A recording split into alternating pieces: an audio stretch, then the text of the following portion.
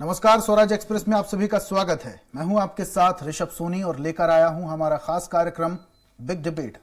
और big debate में आज का एक प्रश्न, किसका चैप्टर क्लोज? मध्य प्रदेश की सत्ता पर करीब 2 दशकों से राज कर रही बीजेपी अब पूरी तरह मिशन 2023 की तैयारियों में जुट गई है। विधानसभा चुनाव को लेकर बीजेपी की टॉप लीडरशिप लगातार मध्य प्रदेश का दौरा कर रही है। बीजेपी की मंशा है कि अभी से ही सूबे में बीजेपी के पक्ष में माहौल तैयार किया जाए। यही कारण है कि एक सप्ताह के अंदर बीजेपी सुप्रीमो जेपी नड्डा दूसरी बार आज मध्य प्रदेश दौरे पर रहे। नड्डा ने खरगोन की धरती से कांग्रेस पर कई निशाने साधे, ये तक कि जेपी नड्डा ने मध्य प्रदेश में कांग्रेस का चैप्टर क्लोज करने की बात कही। इस मुद्दे पर हम चर्चा करेंगे, लेकिन उससे पहले देख लेते हैं एक रिपोर्ट। मध्य प्रदेश में इस साल विधानसभा चुनाव है। प्रदेश में पार्टी के पक्ष में माहौल तैयार करने प्रधानमंत्री नरेंद्र मोदी अमित शाह से लेकर बीजेपी अध्यक्ष जेपी नड्डा तक दौरे कर रहे हैं। शुक्रवार को आदिवासी बाहुल्य क्षेत्र खरगोन में नड्डा एक दिवसीय दौरे पर रहे। इस दौरान उन्होंने रोड शो के साथ एक बड़ी सभा को संबोधित किया। इस दौरान मध्य प्रदेश के मुख्यमंत्री शिवराज सिंह चौहान और प्रदेश अध्यक्ष वी.डी. शर्मा पूरे समय मौजूद रहे। नड्डा ने अपनी सभा में कांग्रेस को हर मोर्चे पर घेरा। नड्डा के निशाने पर पूरे समय कमलनाथ रहे। अपने भाषण में कमलनाथ की किलाबंदी से नड्डा ने एक बात तो साफ कर दी है, विधानसभा चुनाव के दौरान बीजेपी के निशाने पर केवल और केवल कमलनाथ रहने वाले हैं। नड्डा ने अपने संबोधन में कहा, करगिल का चैप्टर कमलनाथ सरकार ने बच्चों के सिलेबस से निकाल दिया था। इस तरह का काम कमलनाथ ने अपने कार्यकाल में किया था। ये हमारी सेना का अपमान है और अब नवंबर में आपको कमलनाथ का ही चैप्टर गायब कर देना है। कारगिल का चैप्टर इन्होंने मध्य प्रदेश के सिलेबस से निकाल दिया था। इस तरीके का कमलनाथ ने काम किया। आप बताइए, ये फौज का अपमान है कि नहीं है? ये फौज का अपमान है कि नहीं है? ये हमारे फौजी भाइयों का अपमान है कि नहीं है?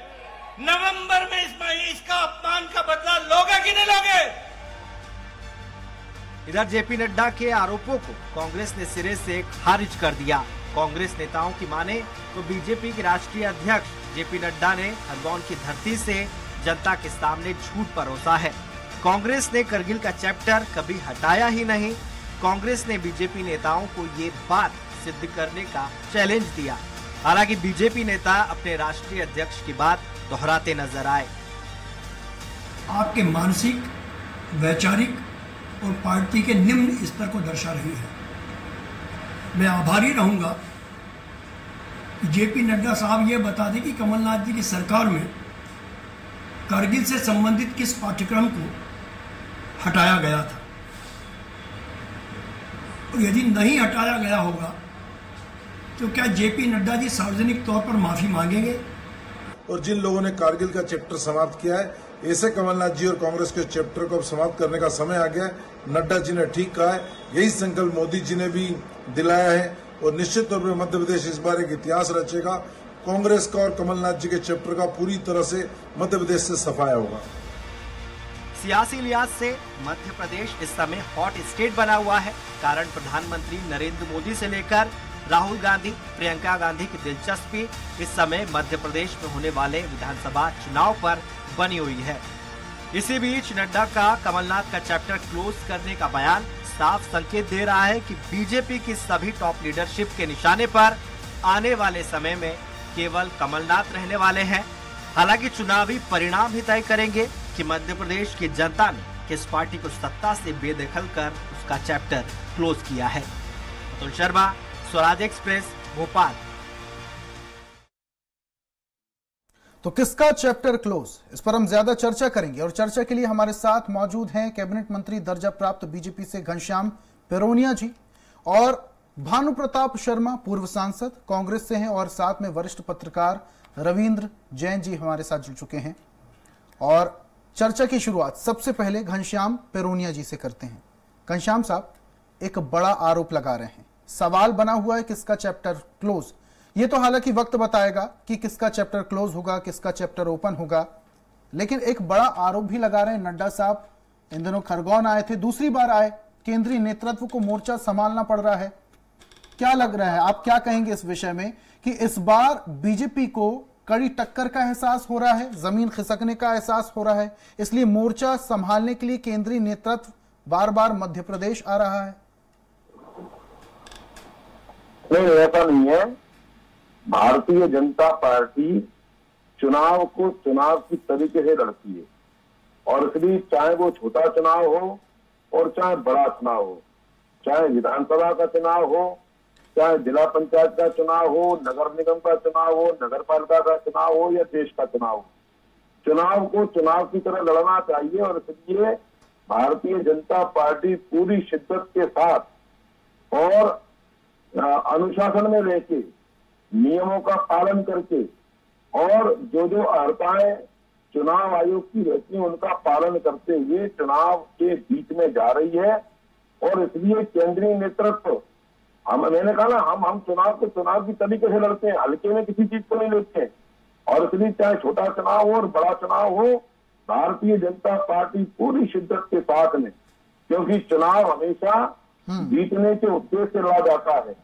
और इसलिए यहाँ मध्य प्रदेश में भारतीय जनता पार्टी की सरकार पुनः बने, इस हेतु केंद्र से लेकर के और हमारे बूथ स्तर तक का कार्यकर्ता पूरी संजीदगी के साथ, पूरी जो ईमानदारी के साथ और जनमानस के बीच में जो जन कल्याणकारी कार्य भारतीय जनता पार्टी की, केंद्र की नरेंद्र मोदी जी की सरकार हो या मध्य प्रदेश की हमारे माननीय मुख्यमंत्री शिवराज सिंह चौहान साहब के नेतृत्व सरकार हो, इन सारी जन कल्याणकारी योजनाओं को लेकर के हमारा केंद्र से लेकर के प्रदेश स्तर का, और मैं कह रहा हूँ नीचे तक का कार्यकर्ता और गांव-गांव, गली-गली पहुंच करके उन योजनाओं की सटीक जानकारी मतदाताओं को दे, और मतदाताओं का रुझान, मतदाताओं का सोच, मतदाताओं का वोट ये भारतीय जनता पार्टी के पक्ष में गिरे, जिससे हम सेवा लोगों की कर सके।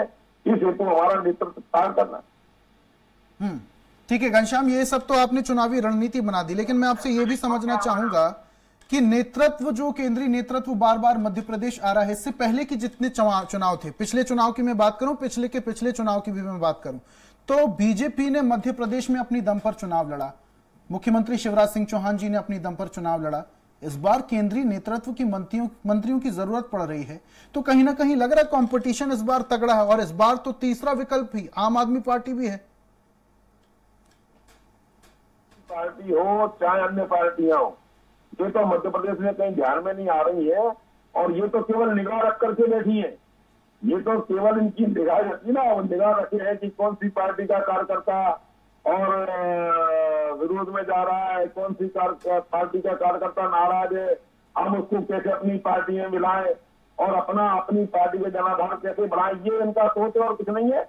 लेकिन कुल मिलाकर के लड़ाई कांग्रेस और भाजपा के मध्य होने वाली है।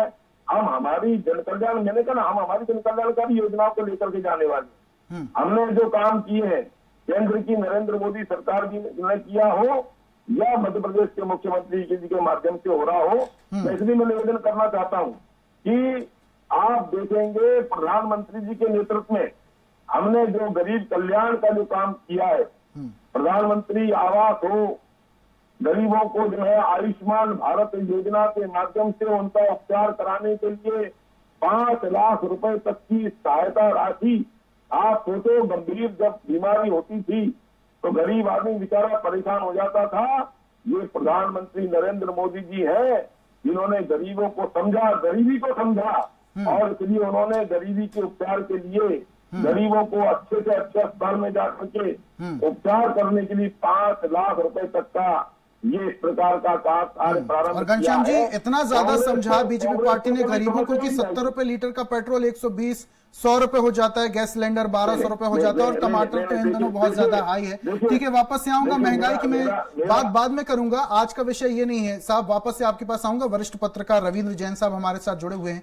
रविंद्र जी, इन दिनों चैप्टर शब्द बड़ा सुनाई दे रहा है। नड्डा साहब आते हैं खरगोन में, आदिवासी जनसभा को संबोधित करते हैं, खचाखच भीड़ के दौरान वो बोलते हैं कि कमलनाथ जी ने कारगिल चैप्टर सिलेबस से हटा दिया गया था। क्या कहेंगे आप साहब? आपसे समझना चाहेंगे कि ये जो सवाल होते हैं और ये जो बातें कही जाती हैं आजकल राजनेताओं द्वारा, इसके सिर पैर न होने के बावजूद आपको लगता है कि कुछ बातें ऐसी होती हैं जो सबूतों के साथ कहनी चाहिए, बिना हाथ पैर की बातें नहीं करनी चाहिए? देखिए ऋषभ जी, दरअसल भारतीय जनता पार्टी के नेताओं पर थोड़ा तरस खाना चाहिए। 29 राज्यों में दौरे कर रहे हैं, कहीं की पर्ची कहीं पढ़ रहे हैं। हमने 3-4 दिन पहले देखा कि प्रधानमंत्री जी जब भोपाल आए तो उन्होंने पता नहीं कहां का पेट्रोल का रेट मध्य प्रदेश का बता दिया। उन्होंने बोला 100, भाजपा राष्ट्रीय 700 राज्यों में 100 रुपए से कम पेट्रोल है। आप और हम सब रोज पेट्रोल भरवा रहे हैं 110 रुपए में। आज पता नहीं किस राज्य की पर्ची आज हमारे जेपी नड्डा साहब ने खरगोन में पढ़ दी कि कारगिल का दस्तावेज, कारगिल का चैप्टर क्लोज किया गया। लेकिन बताएं, आज पिरोनिया जी बैठे हुए हैं, मैं सोच रहा था कि वो बताएंगे कि कब किया, किसने किया, कौन से क्लास का चैप्टर था जो क्लोज हुआ है। और सबसे बड़ी बात यह है कि कमलनाथ जी के सरकार के समय शिक्षा मंत्री थे प्रभुराम चौधरी जी, और यदि क्लोज हुआ तो प्रभुराम चौधरी को तो आपने स्वास्थ्य मंत्री बना के बैठाया हुआ है अभी मध्य प्रदेश में। क्या आपको ऐसे व्यक्ति को स्वास्थ्य मंत्री बनाना चाहिए जिन्होंने कारगिल का चैप्टर क्लोज किया हो? ये जवाब अब भारतीय जनता पार्टी को चुनाव में देने पड़ेंगे। मेरी जानकारी के अनुसार मध्य प्रदेश के किसी भी स्कूल में किसी प्रकार का कोई कारगिल का चैप्टर क्लोज नहीं हुआ है। कारगिल दस्तावेज एक पुस्तक है जो मध्य प्रदेश में जो माखनलाल चतुर्वेदी पत्रकारिता विश्वविद्यालय है, वहां डिफेंस जर्नलिज्म में वो सजेस्ट की गई है पढ़ाने के लिए। इसके अलावा, और वो आज भी है, लेकिन इसके अलावा कहीं भी कारगिल का जो चैप्टर है वो क्लोज नहीं हुआ है। वो कमलनाथ जी का चैप्टर क्लोज करे या कांग्रेस का करे, मुझे लेना देना नहीं। जैन साहब, आपकी बात से क्या समझा जाए कि इस बार जो है पर्ची चेंज हो गई, लेकिन सवाल यह भी है कि पर्ची में कमलनाथ जी का भी नाम था, क्या कमलनाथ जी दूसरे स्टेट में भी हैं कमलनाथ जी? ये समझा जाए। देखिए मैं यही कह रहा हूं, कमलनाथ जी तो मध्य प्रदेश में दूसरे स्टेट में नहीं है, लेकिन भारतीय जनता पार्टी के जो नेता दिल्ली से आ रहे हैं वो कहीं का भाषण कहीं दूसरी जगह पढ़ रहे हैं। हमने पीएम को भी देखा और राष्ट्रीय अध्यक्ष को भी देखा। आप देखिए 4 दिन में 2 बड़ी गलतियां होना, ये जवाब अब आपको चुनाव में देना पड़ेंगे। आपको पेट्रोल के बारे में विचार करना होगा, क्योंकि प्रधानमंत्री जी ने कहा कि 100 रुपए से नीचे पेट्रोल है। आज भी हमने 110 रुपए का भरवाया है।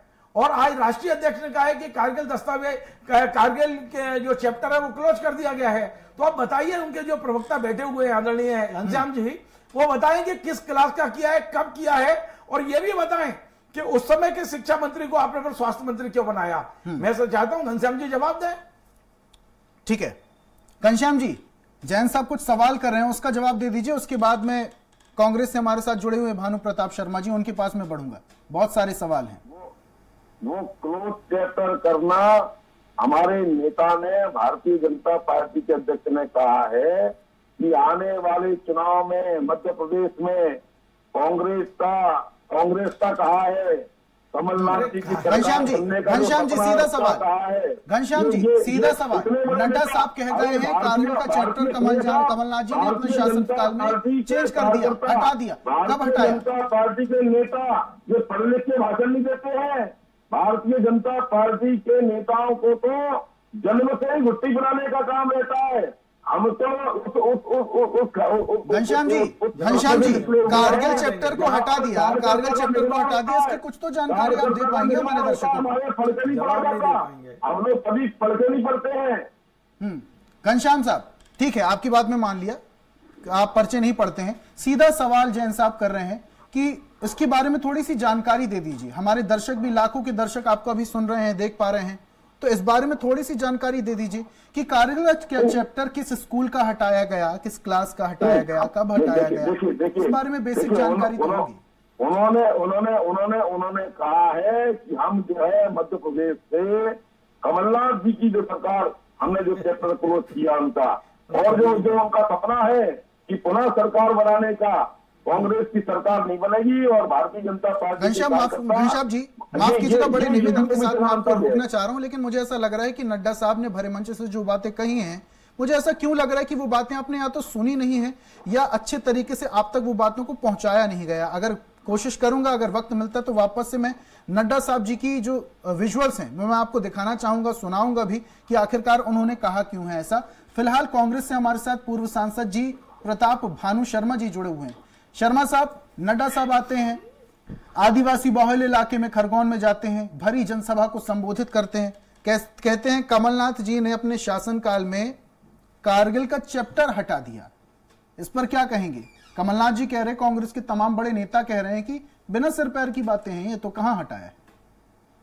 देखिए ऋषभ जी, मैं बताऊं आपको कि ये झूठ बोलने में, भाजपा के लोग झूठा ढिंढोरा पीटने में और अपने अहंकार में इतने डूबे हुए हैं कि सच्चाई का इन्हें भान ही नहीं है, ज्ञात ही नहीं है इन्हें सच्चाई। जैसा रविंद्र जैन साहब ने कहा कि प्रधानमंत्री आते हैं, वो कहते हैं 110 रुपए का पेट्रोल 196 रुपए में बिक रहा है मध्य प्रदेश में। कहाँ बिक रहा है? 110 रुपए का बिक रहा है हमारे यहाँ। इल इन्फॉर्म्ड है इनके नेता, गलत जानकारियों पे आधार पर झूठे बयान देते हैं। जैसे प्रधानमंत्री झूठ बोलते हैं, वैसे ही ये नड्डा जी, इन्हें कोई जानकारी नहीं है मध्य प्रदेश की। इनसे पूछ लें कि खरगोन में कितनी तहसील हैं, कितने गांव हैं, कितने सिंचाई के बांध हैं, ये जानकारी नहीं दे पाएंगे। बस जो रटाया है वो पढ़ के बता देंगे। अच्छा ठीक है, यहाँ पर ठीक है शर्मा साहब, हटा दिया और वो चैप्टर जो हटाया वो शर्मा जी बड़े निवेदन के साथ में आपको यदि हटाया होगा तो प्रभुराम चौधरी इन्हीं के मंत्रिमंडल में, उनसे पूछ लेते बयान देने के पहले, तो सत्यता सामने आ जाती। झूठ बोलो, जोर से बोलो, 100 बार बोलो, ये इनकी फितरत रहती है भाजपाइयों की। अच्छा शर्मा साहब, आपसे ये भी समझना चाहेंगे, इससे पहले कि जितने भी चुनाव थे, बीजेपी पार्टी की मैं बात कर रहा हूं, इससे पिछले के चुनाव की बात मैं करूं, पिछले चुनाव की भी मैं बात करूं, तो मुख्यमंत्री शिवराज सिंह चौहान ने अपने दम पे चुनाव लड़ा। लेकिन इस बार देखा जा रहा है कि बीजेपी के जो केंद्रीय नेतृत्व के नेता हैं वो मध्य प्रदेश का लगातार दौरा कर रहे हैं। प्रधानमंत्री मोदी की मैं बात करूं, रक्षा मंत्री की मैं बात करूं, गृह मंत्री की मैं बात करूं, अब नड्डा जी की मैं बात करूं, केंद्रीय लेवल के नेता मध्य प्रदेश में दौरा कर रहे हैं। आपको क्या लग रहा है कि इस बार बीजेपी की जो जमीन है वो खिसक सकती है? यही वजह है, इसी डर की वजह से अब बीजेपी के केंद्रीय नेतृत्व के नेता मध्य प्रदेश में दौरा कर रहे हैं। देखिए, बीजेपी की जमीन तो 2018 में खिसक गई थी, जब 166 वोट से 165 सीटों से घटकर ये 106-107 सीटों पे आ गए थे। आज जो शिवराज सिंह बने, ये भ्रष्ट आचरण से सौदेबाजी की सरकार है इनकी। जनता ने मैंडेट कांग्रेस को दिया था, कमलनाथ जी को दिया था। इन्हें भ्रष्टाचार से, सौदेबाजी से, ठीक है शर्मा साहब, वो तो अलग विषय है, क्योंकि फिर उपचुनाव में अगर ऐसा होता तो उपचुनाव में जनता को समर्थन देना चाहिए था कांग्रेस पार्टी को। और अब इनको, आज कांग्रेस कमलनाथ जी के नेतृत्व में 150 सीटों पे हम जीत रहे हैं, और ये इनके पास कोई कहने के लिए कोई योजना नहीं है। किसान परेशान, उसकी आमदनी दुगनी हुई नहीं, महंगाई से आम आदमी परेशान, कहते थे हम महंगाई कम करेंगे। 100 रुपए से ऊपर 110 पेट्रोल, 100 रुपए का डीजल, खाद के भाव 1.5 हो गए। महंगाई कहाँ, किसान की आमदनी कहाँ दुगनी हुई? आज ये झूठ बोल के झूठ भरोस रहे हैं लोगों को। और ये शिवराज की सरकार डबल इंजन की बात करते हैं, एक इंजन तो शिवराज का फेल हो गया, दूसरा इंजन जो डबल इंजन की बात करते हैं मोदी की, ये कर्नाटक में और हिमाचल में फेल हो गया। तो ये झूठ का मुलम्मा अब ज्यादा नहीं चल सकता, इनका चेहरा बेनकाब हो गया है। जनता से झूठ बोलकर, झूठे वायदे करके इन्हें जवाब देना होगा। 2 करोड़ लोगों को रोजगार कहाँ दिया? इन्हें जवाब देना होगा। 400 लाख करोड़ का काला धन लाने की बात कही थी, कहाँ, कितना लेकर आए? इन्हें जवाब देना होगा कि 15-15 लाख रुपए सबके खाते में पहुंच जाएंगे। भाजपा और चाहे नड्डा हो चाहे मोदी जी हो, इन्हें बताना चाहिए कि किसान की आमदनी दुगनी हुई क्या, या नकद दुगनी हो गई। भ्रष्टाचार चरम पे पहुंच गया, 10 लाख करोड़ का भ्रष्टाचार मोदी के अडानी के मोदी राज में अडानी के उसमें हो गया। 10 लाख करोड़ शेयर घोटाला इसी साल हुआ है। इसके पहले 12.5 लाख करोड़। ठीक है शर्मा साहब, कर्जा माफ, शर्मा साहब, ये तो हो गई, माफ कर दिया। ये तो हो गई पूरे देश की बात। अगर मैं मध्य प्रदेश की बात करूं, जो आप आरोप लगा रहे हैं शर्मा साहब, जो आप आरोप लगा रहे हैं, अगर ये बातें सार्थक तौर पर अगर जमीनी स्तर पर दिखाई देती तो 18 साल वक्त कम नहीं होता। बीजेपी पार्टी अगर 18 साल से मध्य प्रदेश में शासन कर रही है तो ऐसी क्या वजह है? या तो कांग्रेस पार्टी, या यूं कहें जनता के पास विकल्प नहीं है कि किसी और विकल्प को चुना जाए, इसलिए मजबूरी में बीजेपी पार्टी को चुनना पड़ता है, या फिर विपक्ष कमजोर है? विपक्ष बहुत मजबूत है। 2018 में हम बता चुके हैं, 122 सीटें हमारी आ गई थी, और उस पर कमलनाथ जी मुख्यमंत्री के रूप में काम कर रहे थे। और इनकी सरकार जो बनी थी उसको जनता ने नकार दिया था। जनादेश जो इनका था 106 सीटों का इनको मिला था। अब इन्होंने सौदेबाजी से जो सरकार बना ली, यही साफ दिखता है जनता ने ठीक है शर्मा साहब, हॉर्स ट्रेडिंग की आप बात कर रहे हैं, उपचुनाव में क्या हो गया था फिर? 70 के भी पार। शर्मा साहब, फिर उपचुनाव में क्या हो गया था? उपचुनाव में भी हम जीते। क्या हो गया था? हम अब नगर पालिका नगर निगम के चुनाव में जीते, हम नगर परिषद के, जनपद के, जिला पंचायतों के चुनाव में जीते हैं। उपचुनाव तो ज्यादातर जो होते हैं कभी कभी रूलिंग पार्टी के हिसाब से भी जाते हैं, ये भी हमें समझना पड़ेगा। चलिए ठीक है घनश्याम साहब, पूरी बात आपने सुनी, कई सारे आरोप लगा रहे हैं शर्मा साहब। जब नेताओं को जानकारी नहीं होती है तो भरे मंच में से कुछ ऐसी बातें कर देना जो जनता के बीच में गलत मैसेज पहुंचाए, तो आपको नहीं लगता है कि बड़े लेवल के नेताओं को थोड़ा सोच समझ के बोलना चाहिए? और जैन साहब तो बोल रहे हैं कि इस बार पर्ची भी बदल गई। इनके यहाँ होता होगा, कांग्रेस के यहाँ होता होगा, भारतीय जनता पार्टी में कोई पर्चा पर्ची नहीं चलता है। साहब तो कांग्रेस के नहीं है, वो तो वरिष्ठ पत्रकार हैं। भारतीय जनता पार्टी में तो हमारे को बड़ी अच्छी शिक्षा दी जाती है, हम बहुत अच्छे से बोलना भी जाते हो और हम जनता के बीच में विषय रखना भी जानते हैं। मेरा निवेदन ये है भाई, कांग्रेस का तो ये है कि बुरा जो देखने में चला बुरा न मिलिया कोई। अरे आप ही अपने अंदर झांक के देखो, हम पर भ्रष्टाचार का आरोप आप लगा रहे हैं। कितने भ्रष्टाचार के आरोप आप करते हैं? आपके जितने भी प्रधानमंत्री हुए, जितने प्रधानमंत्री आपके हुए, सब पर भ्रष्टाचार के आरोप हैं। एक आरोप बताइए आप प्रधानमंत्री जी पर, आपके कहने से कोई जनता मानने वाली है क्या? लेकिन मैं निवेदन करना चाहता हूँ, आने वाले समय में 2023 के विधानसभा के चुनाव हो चाहे 24 के चुनाव हो, भारतीय जनता पार्टी सरकार नहीं, और हम इसलिए नहीं बनेंगी, हम इसलिए नहीं, हमारे कार्यक्रम है, हमारी योजनाएं, हम जनता के हित के काम करते हैं, इसलिए जनता हमको चुनेगी। और इसलिए शर्मा साहब, घनश्याम जी, चर्चा अपने अंतिम दौर पर है, चाहे केंद्र का नेतृत्व, शांत हो जाइए। आखिरी सवाल मैं जैन साहब से लेना चाहूंगा, और चाहे बूथ का हो, घनश्याम साहब, सारे लोग लग करके शर्मा साहब, चर्चा अपने अंतिम दौर में, शांत हो जाइए। आखिरी सवाल मैं जैन साहब से लेना चाहूंगा, वॉल्यूम का फूल खिलेगा। जैन साहब, आपसे समझना चाहेंगे ये जो बयानबाजी हो रही है, ठीक है विधानसभा चुनाव है, विधानसभा चुनाव के दौरान तमाम बड़े नेताओं का दौरा मध्य प्रदेश में लगता है और जितनी भी राजनीतिक पार्टियां होती हैं वो पुरजोर कोशिश करती हैं, एक दूसरी पार्टियों को नीचा दिखाने की भी कोशिश करती हैं। लेकिन इस बार ये जो चैप्टर की बात कही जा रही है कि कारगिल का चैप्टर हटा दिया गया और भी तमाम सारी ऐसी बातें हैं, आपको लगता है कि राजनीति का स्तर अब लगातार धीरे धीरे करके गिरता जा रहा है, लेकिन गिरने के साथ साथ राजनेताओं को कहीं ना कहीं ये सोचना बहुत ज्यादा जरूरी हो गया है कि किस बात पर क्या बोलना चाहिए? अगर सबूत नहीं किसी बात की तो उस बात को नहीं बोलना चाहिए, क्योंकि शायद जनता तक गलत मैसेज जाता है। सर जी, बहुत अच्छा सवाल है आपका, और मैं अपने जर्नलिज्म के सिद्धांत में मैं हमेशा ये बात को कहता रहा हूं कि मध्य प्रदेश में जो गिरावट आ रही है राजनीतिक, उसका एकमात्र कारण यह है कि हमने पिछले 20 साल में सर्वदलीय बैठक करना बंद कर दी है। पहले क्या होता था कि हर मुद्दे पर, देश का, मध्य प्रदेश का, राज्य का कोई भी मुद्दा होता था, सभी दलों के नेता आपस में बैठते थे। हमने इंदिरा जी और अटल जी की जो केमिस्ट्री देखी है, लेकिन क्या हो गया कि 15-20 साल से ये तय कर लिया गया कि हमें दूसरे विपक्ष के नेता को दुश्मन समझना है, देश का मानना ही नहीं है। आपने सर्वदलीय बैठक जब से बंद कर दी है तब से राजनीति का स्तर गिरने लगा है। दूसरा ऋषभ जी, मैं एक चीज और कहना चाहता हूं कि आज की डिबेट का विषय था कारगिल को चैप्टर से हटाना। माननीय जो हमारे प्रवक्ता हैं भारतीय जनता पार्टी के, उन्होंने एक शब्द नहीं बोला आधे घंटे में कि कब हटाया, कौन से सन में हटाया, कौन से क्लास में हटाया, एक शब्द बस केवल ये बोलते रहे कि हमारे नेता ईमानदार है। भाई मैं मानता हूं सारे ईमानदार हैं।